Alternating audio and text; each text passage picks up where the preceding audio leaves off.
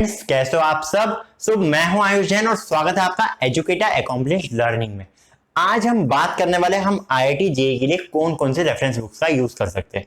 Okay, so let us begin. बात कर रहे हैं हम आईआईटी जेईई के बारे में। ठीक है, आईआईटी जेईई में कितने सब्जेक्ट्स होते हैं सबसे पहले ये देख लो आप। आईआईटी जेईई कितने सब्जेक्ट्स होते हैं इसमें बेसिकली आपके पास 3 सब्जेक्ट रहते हैं। Okay, 3 subjects are there.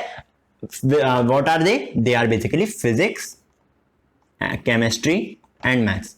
चलो एक एक करके बात करेंगे सबके बारे में हम। सबसे पहले starting with the physics. Physics के लिए आप कौन कौन सी बुक्स का यूज कर सकते हो। ओके, फिजिक्स के लिए आप कौन कौन सी बुक्स का यूज कर सकते हो। हमारे पास बहुत सारी चॉइस होती है फिजिक्स के लिए। बेसिकली अगर हम फर्स्ट प्रेफरेंस दें तो सबसे पहले हम यूज करेंगे कौन सी बुक, हम यूज कर सकते हैं एचसी वर्मा ब्रह्मा बुक है। इसके बिना आपकी आईआईटी नहीं निकल सकती। ठीक है, एकदम बेसिक बुक है, ब्रह्मा बुक है एंड इसको तो आपको करना ही है। एटलीस्ट 2 to 3 टाइम्स आपको एचसी वर्मा की बुक को करना ही है। Concept of physics bye HC Verma. Okay, physics के लिए आपको ये बुक यूज करनी है। साथ ही साथ आप यूज कर सकते हो कौन सी, डीसी पांडे। ओके, ये भी अच्छी आती है। डीसी पांडे का आप यूज कर सकते हो। सिमिलरली एक और कौन सी बुक यूज कर सकते हो आप डीसी पांडे या सिंगेज। एचसी वर्मा तो आपको यूज करनी है। ठीक है, एचसी वर्मा से तो आपको पढ़ना ही है। थ्योरी भले ही मत पढ़ना, उसकी थ्योरी किसी और रेफरेंस बुक से पढ़ देना, बट इसके at least numericals, MCQs, multiple correct, वो वाले क्वेश्चंस आपको सारे के सारे करने। Okay, concepts of physics part 1 में आती है and concepts of physics part 2, इसके 2 पार्ट्स आते हैं आपके पास। ओके, डीसी पांडे आप यूज कर सकते हो। सिंगेज की बुक भी अच्छी आती है। या तो डीसी पांडे यूज कर लेना या फिर सिंगेज, इन दोनों में से कोई एक बुक यूज करना है आपको। ठीक है, सिमिलरली आप और कौन सी बुक यूज करते हो एचसी वर्मा फिजिक्स के लिए। फिजिक्स के आप एक और बुक यूज करते हो, वो है आई इरोडो। बहुत सारे लोग प्रेफर करते हैं आई इरोडो, बट आई थिंक कि इसको प्रेफरेंस नहीं देना चाहिए। बट बताता हूं क्यों। आई रोडो जो है ना, ये बेसिकली एक फॉरेन ऑथर की बुक है। फॉरेन ऑथर की बुक है मतलब क्या, ये आईआईटी के लिए है ही नहीं। ठीक है, पहली बात तो सुन लो, फॉरेन ऑथर की बुक के होने के कारण ये आईआईटी के लिए नहीं होती है। इसमें जो क्वेश्चन होते हैं ना, वो बहुत ही ज्यादा हाई लेवल के होते हैं, वो जेईई एडवांस के भी ऊपर के लेवल के होते हैं। अगर आपका माइंड इतना शार्प है कि आप जेईई एडवांस के ऊपर के लेवल के क्वेश्चन कर पाओ, एंड बेसिकली इसमें जो क्वेश्चन होते हैं ना, 50% क्वेश्चन तो रेलिवेंट दिखेंगे आपको, but 50% question out of the syllabus रहते हैं। यार, अब जब इतनी सारी बुक्स हैं हमारे पास, तो हम आई रोडो में फालतू टाइम वेस्ट क्यों करें ऐसे क्वेश्चंस करके जो एग्जाम में आने नहीं वाले हैं। ओके, बट अगर आपको इंटरेस्ट है फिजिक्स में तो आप यूज कर सकते हो, कोई दिक्कत नहीं है, बट मैं इसको प्रेफरेंस नहीं देता हूं। ठीक है, मैंने सिंपल से बता दिया है। ये सारी बुक्स हो गई आपके लिए फिजिक्स की। बात कर लेते हैं मैथमेटिक्स के बारे में। मैथ्स में कौन कौन सी बुक्स यूज करते हो, हाँ, और एनसीईआरटी तो आपको पढ़नी ही पड़ेगी। ओके, सारी बुक्स के लिए एनसीईआरटी एकदम बेसिक बुक होती है। भले ही बोर्ड्स के मानते हैं हम, बट ये जेईई एडवांस में कभी बार इसके क्वेश्चंस आ जाते हैं। जेईई एडवांस में क्वेश्चन का फॉर्मेशन डायरेक्टली एनसीईआरटी से हो जाता है कभी बार। ओके, एंड जेईई मेंस में तो एनसीईआरटी ब्रह्म बुक है। ठीक है, बढ़ते हैं मैथ्स के सेक्शन की ओर। मैथमेटिक्स के लिए आप क्या कर सकते हो, मैथ्स के लिए आपके पास बहुत सारी बुक्स के ऑप्शंस रहते हैं। सबसे पहले आती है हमारे पास आरडी शर्मा ऑब्जेक्टिव। एक आरडी शर्मा, 2 बुक्स मिलती है बेसिकली आरडी शर्मा ऑब्जेक्टिव की, पार्ट 1 एंड पार्ट 2 के फॉर्म में, एंड अच्छी बुक है ये, एंड इसमें पूरा का पूरा सिलेबस एक जगह मिल जाता है। सिमिलरली सेकंड वाली बुक जो आप रेफर कर सकते हो वो कौन सी है, वो होती है सिंगेज। 5 to 6 अलग अलग वॉल्यूम्स से आती है सिंगेज बाय जी तिवानी, एंड एल्जेब्रा के लिए अलग, ट्रिग्नोमेट्री के लिए अलग, कॉनिक सेक्शन के लिए अलग, तो अलग अलग फॉर्म से आती है बुक। सिंगेज का आप यूज कर सकते हो, ये भी अच्छी बुक है। आप क्लासिक टेस्ट सीरीज का यूज करते हो, लाइक एसएल लोनी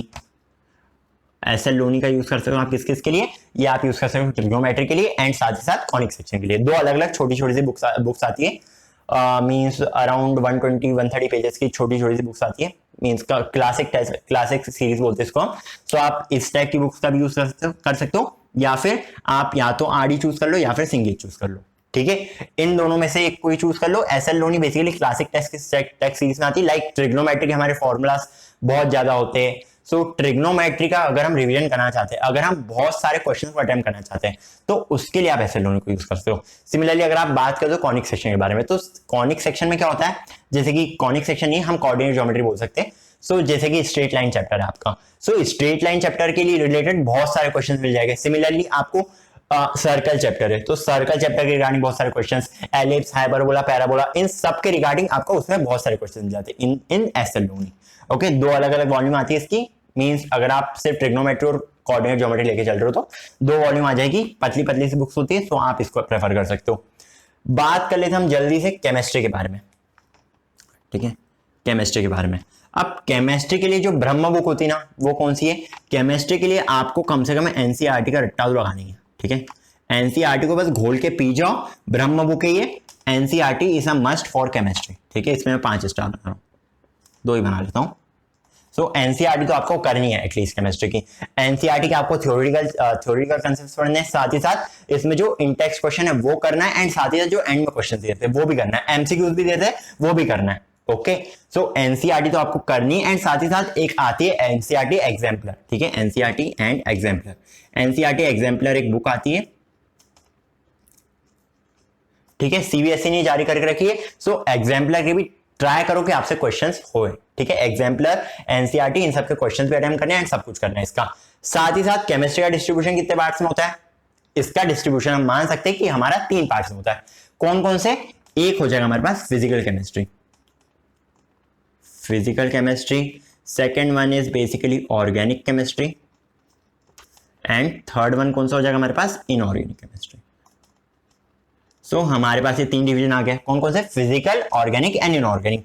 बात करते हैं सबसे पहले फिजिकल के बारे में। फिजिकल के लिए कौन सी बुक यूज कर सकते हो आप या तो देखो, आप एन अवस्थी का यूज कर सकते हो, इसमें नरेंद्र अवस्थी अच्छी बुक है, सो एन अवस्थी का यूज कर सकते हो। एंड एक और कौन सी बुक आती है बताओ? चलो एन अवस्थी रहने दो इसके लिए। ओके, ऑर्गेनिक केमिस्ट्री के लिए आप कौन सी यूज कर सकते हो? आप या तो हिमांशु पांडे यूज कर सकते हो, ठीक है, एन अवस्थी और आरसी मुखर्जी रख लो, बिकॉज आरसी मुखर्जी में क्वेश्चंस हाई लेवल के रहते हैं एंड उस टाइप के क्वेश्चंस, उसमें क्वेश्चंस की अच्छी खासी प्रैक्टिस होती है, तो N Awasthi and R C Mukherjee. So जो रेलिवेंट क्वेश्चन दिखेंगे बस वही करना आरसी मुखर्जी से।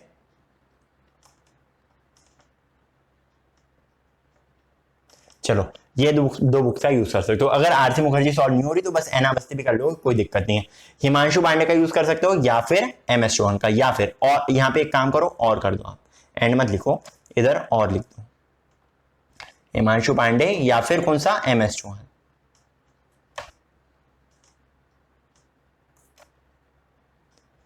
अब इनऑर्गेनिक के लिए बात करें, इनऑर्गेनिक कौन कौन सी बुक यूज कर सकते हैं हम सबसे पहले वीके जायसवाल का यूज कर सकते हैं, अच्छी बुक है वीके जायसवाल, बहुत सारे क्वेश्चन की प्रैक्टिस हो जाती है इससे। इनऑर्गेनिक बेसिकली क्या होता है? रट्टाफिकेशन होता है ज्यादातर देखा जाए तो, बिकॉज उसमें कोई कंसेप्ट बिल्डअप ही नहीं होता है, जितने केसेस है उससे ज्यादा तो एक्सेप्शन होता है इनऑर्गेनिक में। सो ज्यादातर रट्टाफिकेशन होता है, बट रट्टाफिकेशन में अगर आप स्मार्ट वे में करो तो अच्छा रहेगा आपके लिए। सो इसके लिए आप यूज करते हो कौन सी? वीके जायसवाल।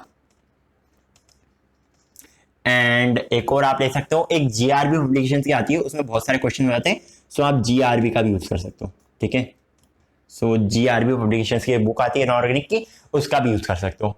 सो होप आपको क्लियर होगा हम कौन कौन सी बुक्स का यूज कर सकते हैं for physics. HC Verma, DC Pande या फिर सिंगेज, और आई रोडो ऑप्शनल है, ठीक है, सिर्फ एचसी वर्मा या डीसी पांडे, एचसी वर्मा तो करनी है मीन्स अपन को, एंड डीसी पांडे या सिंगेज में से कोई एक बुक। सिमिलरली मैथ्स के बारे में बात करें तो आरडी ऑब्जेक्टिव कर लो या सिंगेज कर लो, या फिर अगर कुछ ज्यादा ही क्वेश्चंस के आपके पास टाइम फ्रेम बहुत ज्यादा है, जैसे आप अगर 11th क्लास में हो तो आप एसएल लोनी की ओर बढ़ सकते हो, ठीक है। अगर आप 12th में हो, आपका 6-7 महीने बाद पेपर है, तो इसको प्रेफर मत करो अभी, ओके, आरडी ऑब्जेक्टिव कर लोगे काफी सफिशिएंट है। सिमिलरली अगर हम बात करते हैं केमिस्ट्री के बारे में, सो केमिस्ट्री में हमारे पास हो जाएगा एनसीईआरटी और उसके एग्जाम्पलर। केमिस्ट्री के लिए एनसीईआरटी मस्ट है, ठीक है, मैथ्स के लिए भले ही मत करो, फिजिक्स के लिए भले ही मत करो, करना तो चाहिए बट भले ही इनके लिए नहीं भी करोगे तो चलेगा, बट एनसीईआरटी के लिए केमिस्ट्री तो होना ही चाहिए, ठीक है। अगर आप जेईई मेंस को देखते हो तो जेईई मेंस में अराउंड 25 क्वेश्चन आ रहा तो उसमें से 16 to 17 क्वेश्चन सिर्फ डायरेक्टली एनसीईआरटी से पूछेंगे, ओके। सो केमिस्ट्री के लिए तो एनसीईआरटी मस्ट है, घोल के पी जाओ एनसीईआरटी जो भी लिखिए, ठीक है। केमिस्ट्री के लिए एनसीईआरटी आप खोल के पी सकते हो।